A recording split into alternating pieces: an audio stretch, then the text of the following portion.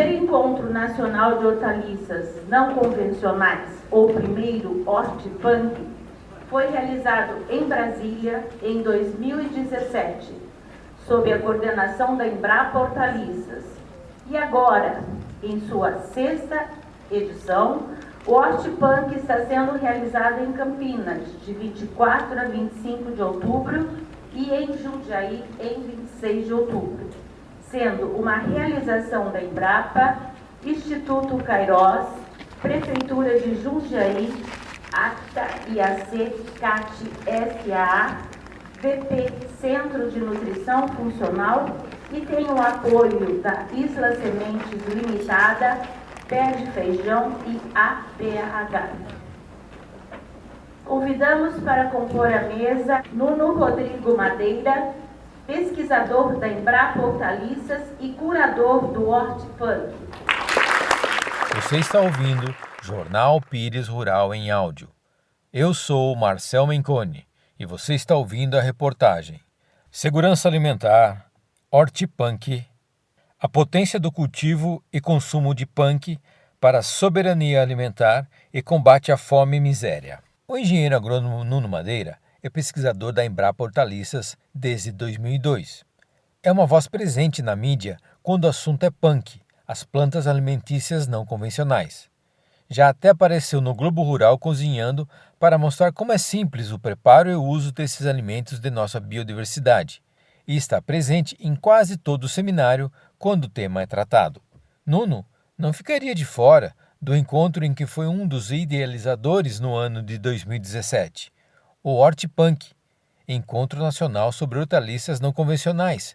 Sua participação no 6º Hortipunk, realizado em Campinas, São Paulo, na sede do IAC, no final de outubro, foi relembrando um fato. E aí eu fui produtor na região serrana do Rio e tem um vale lá por onde eu passo que planta couve há mais de 40 anos. Eu estou com 52 e há mais de 40 anos eu vejo lá plantando couve. Claro que em determinados momentos tem um desequilíbrio maior, isso dentro de uma agricultura convencional, mas eles conseguem ainda assim manter a sua muda.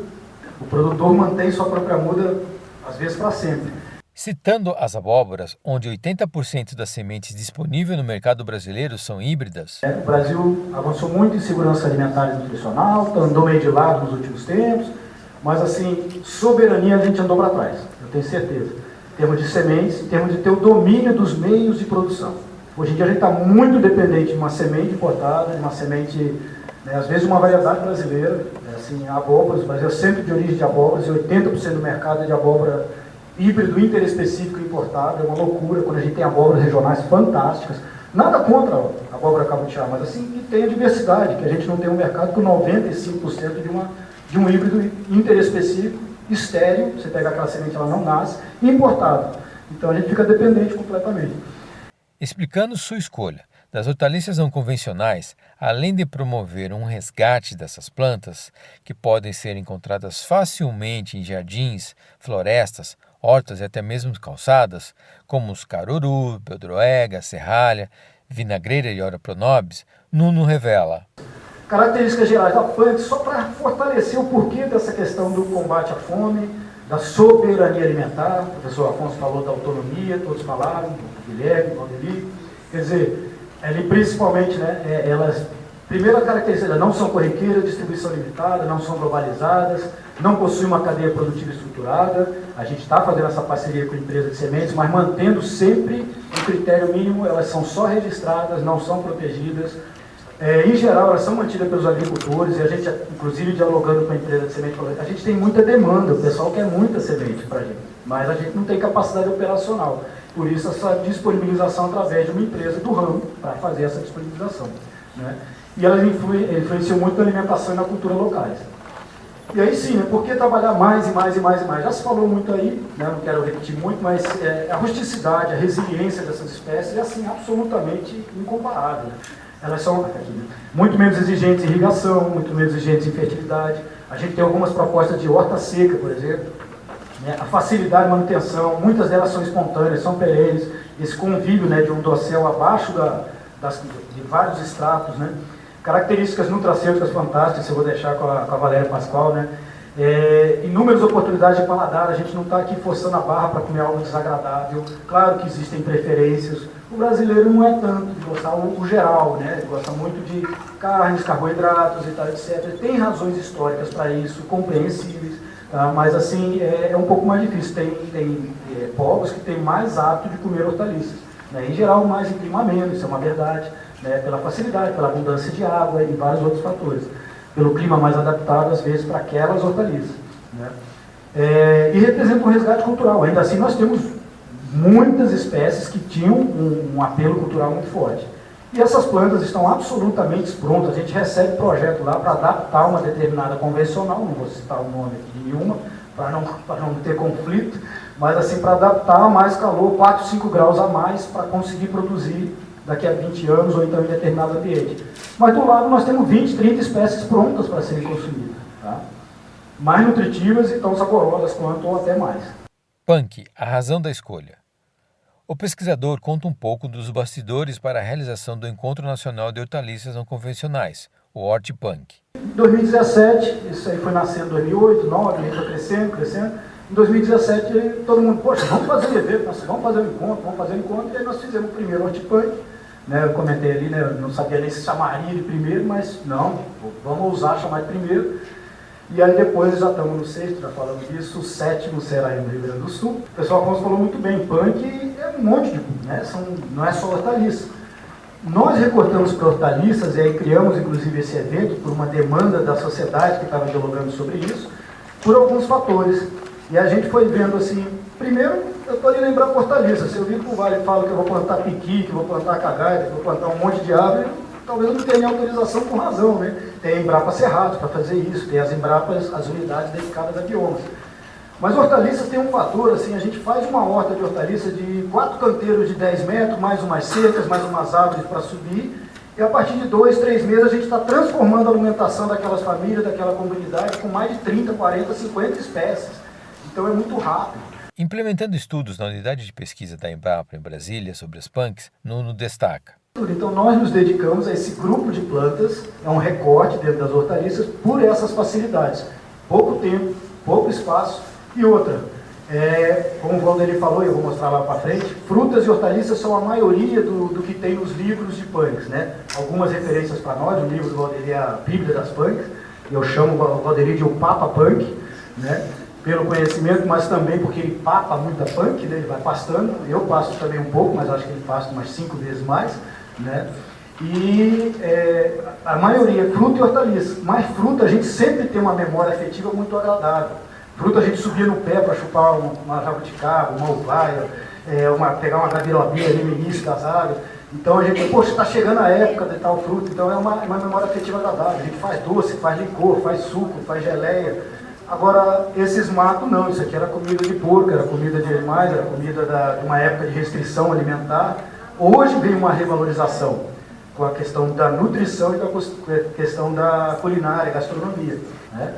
Então o que a gente faz, lembrar hortaliça, né? A gente é uma instituição de pesquisa, tem que ser um pouco mais sistematizado o cultivo, é um pouco difícil implementar tudo em agrofloresta lá, que para mim é o ápice da agricultura, tá? Mas é um pouco mais difícil, a gente está começando agora, né? Aí o que a gente faz é aquilo que está sublinhado, manter a coleção, esse é o primeiro ponto.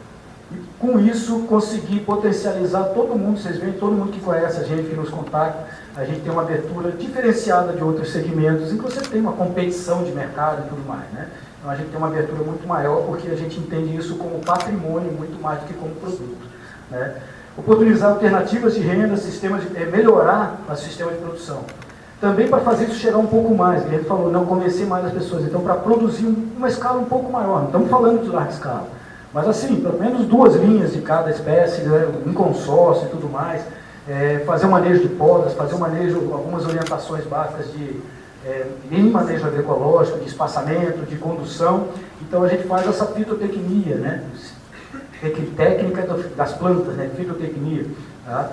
E a gente mantém a coleção base, faz muitos bancos comunitários, muitas ações de transferência e muitas publicações de vários formatos. Para ter uma ideia, quem nos visitar, isso está um pouco mais arranjado em nível de gênero, em nível de um pouco de espécie às vezes. A gente mantém por causa da irrigação, que é diferenciada.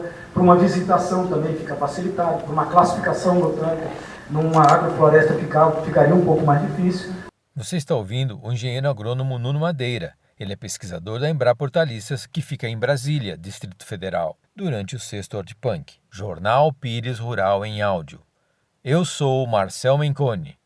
Você está ouvindo a reportagem A Potência do Cultivo e Consumo de Punk para a Soberania Alimentar e Combate à Fome e Miséria. Uso do termo punk. Punk é um acrônimo das palavras plantas alimentícias não convencionais e vem sendo difundidas pelos pesquisadores há 15 anos.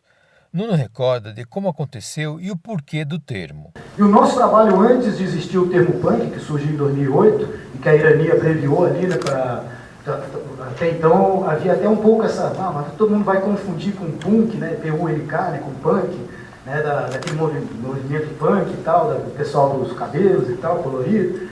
Mas, gente, isso aí foi justamente uma pegada muito midiática, muito sonora, né, muito que brinca com a gíria, e que é uma coisa moderna, uma coisa revolucionária, então acabou que pegou. Foi uma sugestão da Irania, nutricionista que estava aqui, ela deve estar ali ainda, acho que está na cozinha, preparando os lanches, e o Valdeli foi até um pouco resistente no início, mas isso pegou justamente por brincar com a gíria e brincar com essa revolução, vamos dizer, né? Então, são alguns aspectos. Agora, antes eu chamava de hortaliças tradicionais. O nosso recorte é para mais ou menos umas 100 espécies, tá, na nossa coleção, né? Não são todas. Nenhum indígena tinha o hábito de comer flor do ipê, até porque a flor do ipê está disponível poucos dias, mas é possível comer a flor do ipê, a milanesa, etc. Sabe? Mas não era um hábito tradicional, mas ela está lá no livro das punks, mas ela não era tradicional. Então, por exemplo, a gente faz esse recorte para o resgate dos carurus, das beldroegas, da serralha, dos vinagreiros, da oropanose, etc, etc, etc. Tá? Descrevendo a atuação da Embrapa e a coleção de plantas que possuem, Nuno observa. Então a gente tem Dioscória, tem a Racácea, Colocácea, Xantossoma, as coleções. Xantossoma está até um pouco fragilizada, a gente tem que refazer. As folhosas aí num conceito mais misto, mais de quintal produtivo. Os canteiros, se não são, a gente trabalha demais com SPDH, o Sistema Plantio Direto de Hortaliças, adaptado para o cerrado, que é um pouco mais difícil, né? Mas a gente trabalha muito com isso, mas o nosso canteiro fica o máximo de tempo possível, né? A gente tenta não revolver muito e sempre cobertura vegetal. Então a gente maneja 19 talhões, quem já nos visitou de 1º de janeiro a 31 de dezembro vai ter o que visitar, são 19 talhões, né? E a gente ou tem coleções, né, determinado gênero, determinado grupo de plantas, ou tem adubação verde, intercalar, às vezes, a espécie, ou em rotação de culturas com a espécie. Você chega lá, tem tiririca, catação manual. Então a galera dos estagiários já sabem, né, a gente cata junto e vários outros, né. Não somos absolutamente orgânicos, eu confesso, porque às vezes a gente é responsável por uma coleção. Para não perder uma determinada espécie, a gente tem a responsabilidade de curadoria, a gente faz aquele recurso que a gente aprende na agronomia, como última tentativa de não perder uma determinada variedade que só tem ali às vezes, tá? Mas o resto, 99% que a gente faz é dentro de consciência agroecológica. Nuno aborda a questão do quintal produtivo, revelando que mantém em sua casa uma coleção própria e utiliza frequentemente as punks. O quintal produtivo não é só uma horta. Fazer uma horta, inclusive, eu digo sempre, não é fazer uma horta, mas ter uma horta em casa. Assim como a gente tem sala, cozinha, quarto, ter horta para mim faz parte da casa. A minha terapia, a minha academia, não tenho muito tempo para ir para academia, não tenho muito tempo, é bom fazer uma terapia, ali eu estou fazendo uma ótima terapia, né? Relações sociais, lazer, escola, pesquisa, observar os fenômenos da natureza. As crianças que crescem nesse ambiente têm uma outra percepção de vida, tá? Tem uma outra entendimento da natureza, e não é só aí na horta, mas assim de reciclagem, tá? Tem 4 pilhas de reciclagem lá, de reuso de água e vários outros aspectos, né? Isso aí era o meu dia a dia, continua sendo, às vezes com menos tempo, às vezes chega lá, tá uma floresta, realmente tá um mato, mas está lá comigo, tá? E isso aqui foi quando eu cheguei de viagem, só para ter uma ideia, peguei isso tudo para comer. Chegando de viagem, estava em Manaus, cheguei um mês fora de casa, fui lá e peguei isso aí para fazer uma comida do dia ali. Um arroz tinha uma carne seca ali no meio e um arroz de frutos do mato, como diz o André Generoso, lá de Maceió, né? Um refogado mix, porque a gente só faz de uma salada, não existe salada de alface. Salada de alface é alface. Salada é de frutas, é de letras, é uma coisa, né? Salada é mistura. Tá? Então, essa aqui é a coleta que a gente faz. Algumas poucas plantas de vinagreira, eu tenho um suco de vinagreira, que parece uma geleia de morango, então parece um suco de groselha, alguma coisa assim. E para o ano inteiro. A gente converter para o ano inteiro com 4, 5 plantas. E ali são as seleções que eu faço, por exemplo, eu boto o caruru roxo lá na Embrapa, o caruru verde lá em casa, para não ter cruzamento e manter uma certa questão de variedades com mais... E aí, só rapidamente, batata doce, aí as ramas, né? A gente está com um experimento com a pesquisadora de batata doce para ver a melhor batata doce para comer folha. Está fazendo 6 cortes e depois deixa produzir a batata doce com a Larissa Vendrame. Tá? Abóboras, com o Giovanni Amaro, tá? A cambuquira, que o Guilherme falou. Hoje em dia nem tem mais referência de comer cambuquira, mas deu o nome a uma cidade em Minas Gerais, né, para ter uma ideia. A batata varoa, o toco, né, eu plantava a varoa, vendia a raiz, mas aí eu levava o toco para a república. Era comida, chamaram que era comida de porco, mas na hora que estava fritinho no prato, todo mundo queria. É o mesmo gosto. 10 mil hectares jogados fora. Tá? Então, vai indo a Fisales, tá? A gente fez alguma coisa de manejo parecido com uma ideia do tomate, manejo agroecológico, cobertura vegetal, né? Mais ou menos como um tomate cereja, por exemplo. Muricato, Azora pronobis, tá? Só para passar um manejo de podas, muito mais a questão de poda, adubação verde o tempo todo, cobertura vegetal o tempo todo, feito com os agricultores, esse aqui é o Elcio do Paraná, tá? Algumas outras espécies. A moringa também, podas sucessivas, isso é 1 metro quadrado, dá 8 quilos às vezes de folha, tá? 1 metro quadrado, de 6 a 8 quilos de folha, 7, 8 cortes por ano. Se ela passar, ela fica seca, né? Fica com muito leitosa, tudo mais. A gente faz 4 a 8 plantas por metro quadrado. Caruru, a gente tem feito experimentos, seleções de variedades, manejo, quanto densidade de semeadura, muito rápido, 34% de proteína. Né? A bertalha, que é a hortaliça comum na minha região, lá é almeirão de roxo também. Beldroegas, essa é a língua de vaca no Nordeste, ou cariru na Amazônia. Tá? É hortaliça comum no supermercado, em Belém e Manaus. Mas por que não é no resto do país? Por que o buchá é comum no Maranhão e não é no resto? Por que a taioba é comum no Espírito Santo e não é no resto do país? Por que a bertalha é comum no Rio de Janeiro e não é no resto do país? Claro, por questões comerciais, mas demanda dos consumidores. Né? Então a gente tem que usar mais, tem que experimentar mais, como o Valderi sempre fala. Então esse micropepino, ele tem 1 centímetro, gente, melócrea, né? Um espetáculo, nativo do Brasil. E Maria Pretinha, todo mundo, eu comia quando era criança, eu comia camapu quando era criança. Eu falei, por que não come mais? Por que você matou essa criança aí dentro? Continua comendo. Sabe? No mínimo como uma cápsula, né? Já que o pessoal gosta muito de suplemento. Isso aí é tocianina pura ali, dá pra ver. Né? E vários outros aspectos. Essa tiririca amarela, né, gente? Para quem é mais da horticultura, isso é uma hortaliça, é uma batatinha super comum na Espanha, é o produto nacional de Valência. O Brasil tem isso no sertão e não aproveita, riquíssimo. Sabe? Tem no sertão da Bahia, tem no sertão de Tocantins, tem no sertão de Maranhão, tá? E tem estudos aqui nutricionais riquíssimos, alguns vendem nas feiras no Ceará, mas é assim, lá sistema de irrigação por tabuleiro, colheita mecânica, não é o que a gente quer esse modelo, é um modelo de agricultura familiar, de coleta, de manejo, pequenas áreas, associativismo, etc. Para encerrar, Nuno faz algumas observações. Soberania, né? O Brasil avançou muito em segurança alimentar e nutricional, andou meio de lado nos últimos tempos, mas assim, soberania a gente andou para trás, eu tenho certeza. Né? Então a gente tem uma menos soberania hoje do que no passado. E nutricional também, né?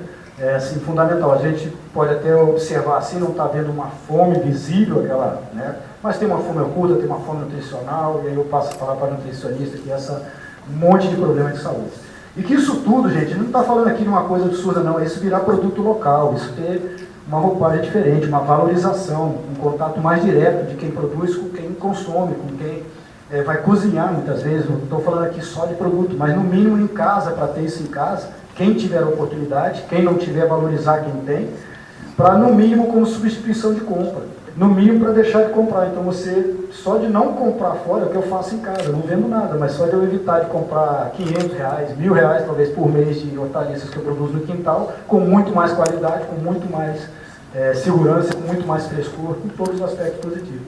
Mas sim, isso representa uma revolução agrícola e alimentar. Tá? E a gente não pode dar muito na ponta da faca, mas a gente tem que dialogar para conseguir as brechas de conseguir mercado justo, mais solidário, mais direto, para conseguir avançar com essa temática. E o papel da Embrapa é um pouco esse, dialogar um pouquinho entre esse caminho do meio, fazendo horticultura, mas dentro de práticas agroecológicas, dentro de práticas até de um ramal de comercialização mais justo.